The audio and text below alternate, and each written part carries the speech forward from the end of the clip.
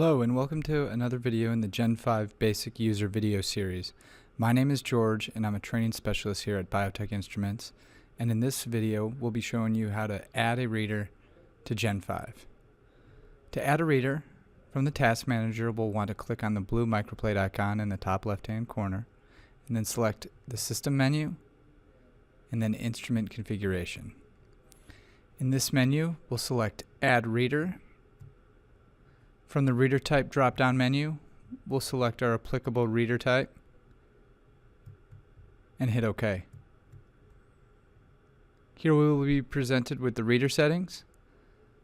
Our instrument should automatically populate under the available plug-and-play readers.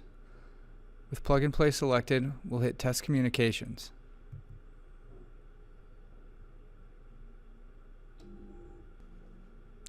A successful dialog box will populate, indicating the reader is communicating and the reader status is OK. Select OK, then OK. Once your reader is successfully established, it will populate in the instrument configuration window, and you can hit Close and hit the blue microplate icon to begin your task. Thank you for watching.